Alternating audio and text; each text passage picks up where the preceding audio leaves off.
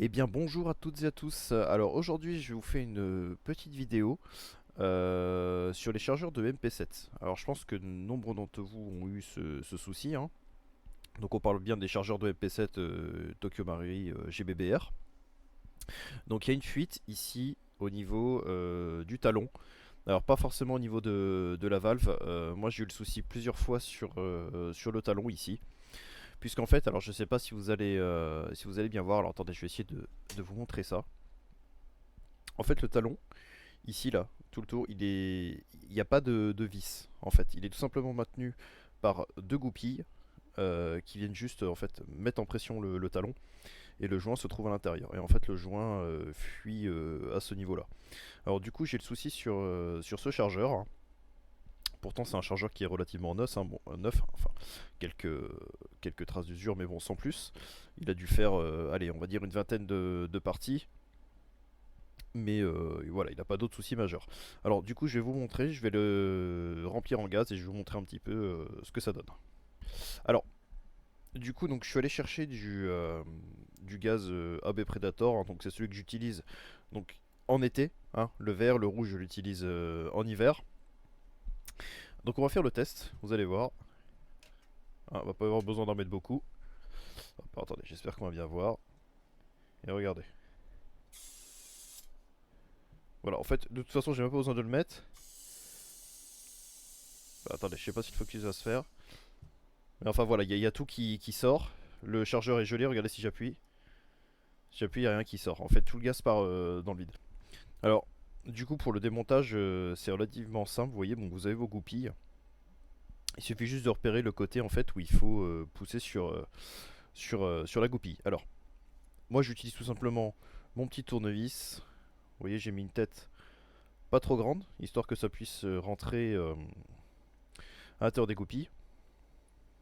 Donc, tac.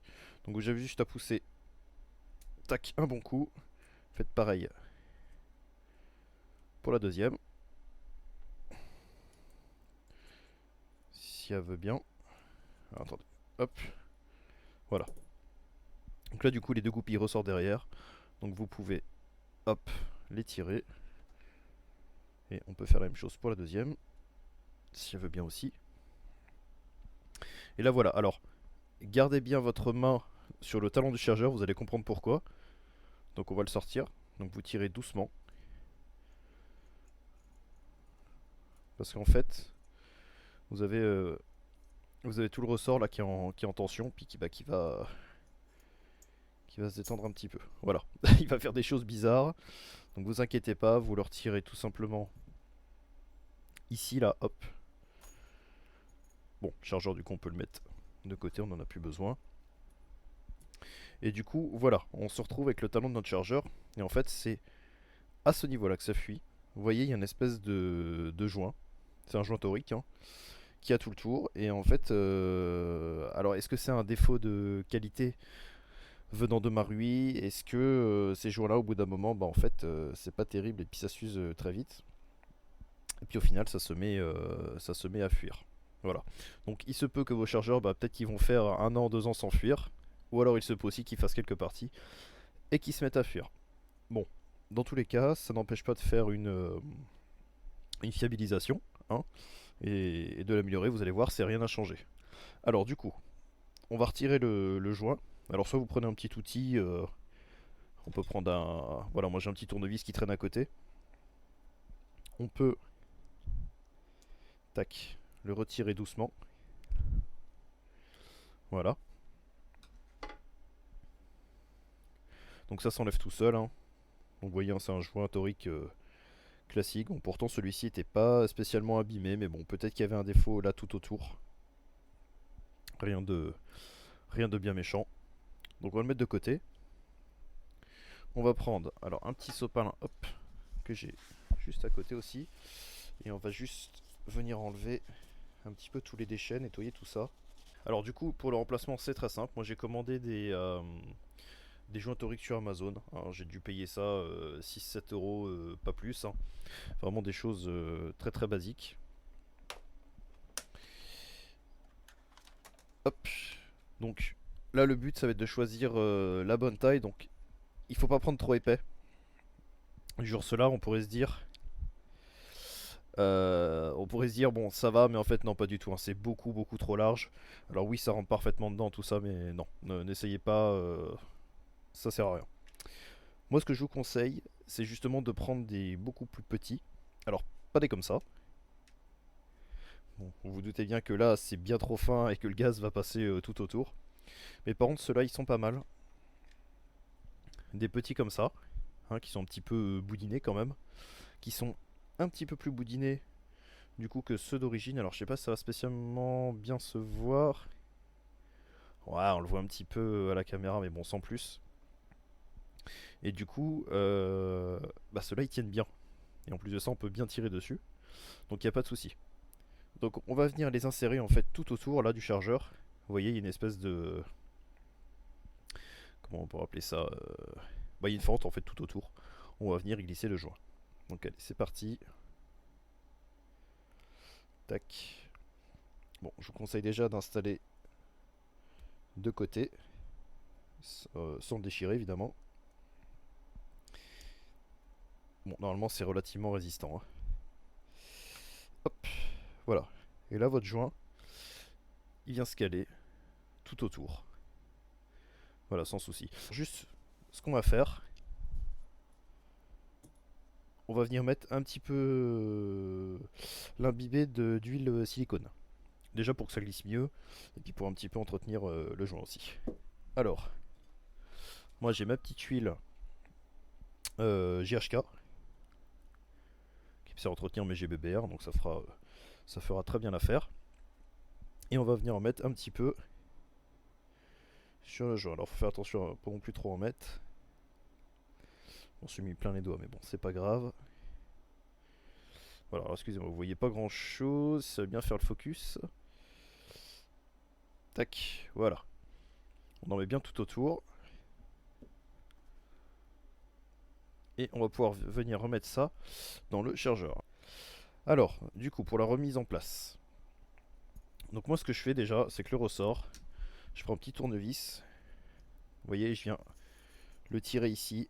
Et ça permet en même temps de le maintenir en place. Voilà. Ensuite, donc, on vient prendre notre talon.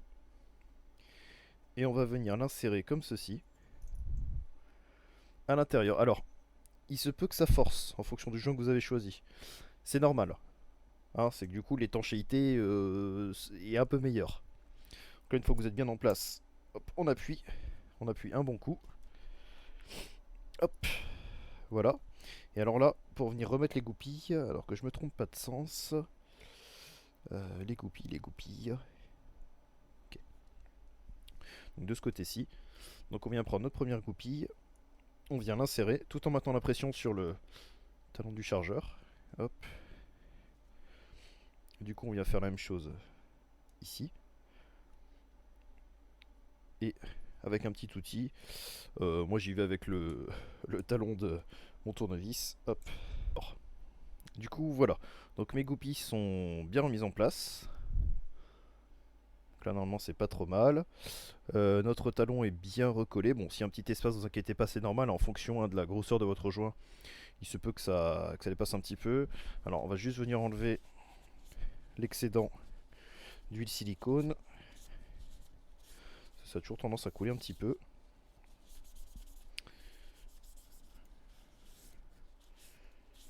Voilà, on va venir nettoyer un petit peu notre chargeur. Et surtout se nettoyer les mains aussi. Voilà, donc du coup, c'est plus censé fuir. Donc on va faire le test tout de suite. On va mettre le gaz vert. Alors je vais le récupérer. Voilà. Bon, un B Predator.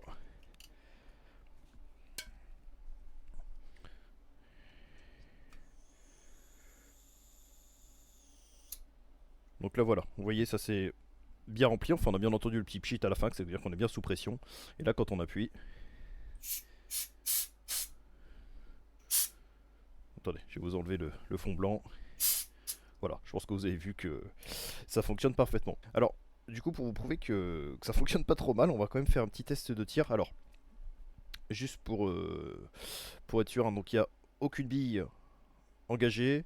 J'ai aucune bille évidemment engagée dans la MP7. On va faire un test de tir à vide, hein. Donc je vais maintenir l'arrêteur de culasse.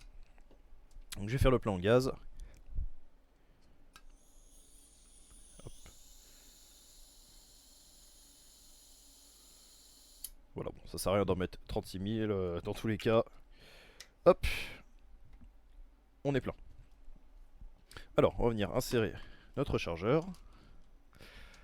Ah bah, attendez, c'est pas très pratique, j'ai pas beaucoup de place, donc c'est un peu compliqué. Hop, voilà. On va venir armer tout ça. Donc là c'est normal, hein, il maintient la culasse en arrière, donc nous on va le maintenir. On va se mettre en full en plus de ça. Donc on va la maintenir.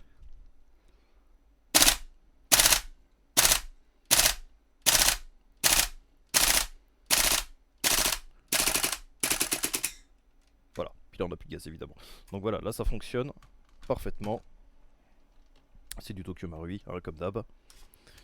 Et voilà. Et là notre chargeur il est bien vide. D'ailleurs il m'a même collé un petit peu la valve vers le fond, mais bon, rien de méchant. Voilà. En tout cas, merci à tous de m'avoir écouté. Surtout, n'hésitez pas à vous abonner. Voilà, je débute un petit peu les vidéos d'Airsoft, hein, donc ça fait déjà maintenant un petit moment que je joue à l'Airsoft. Donc surtout, n'hésitez pas à me dire dans les commentaires, voilà, s'il y a des petites choses à améliorer. N'hésitez pas à laisser un petit like aussi pour me soutenir, ça ferait plaisir. Et puis surtout, n'hésitez pas, voilà, à me dire dans les commentaires tout ce que vous pensez, si vous aussi la solution vous a aidé. Et puis moi, je vous retrouve pour la prochaine vidéo. Allez, salut à tous.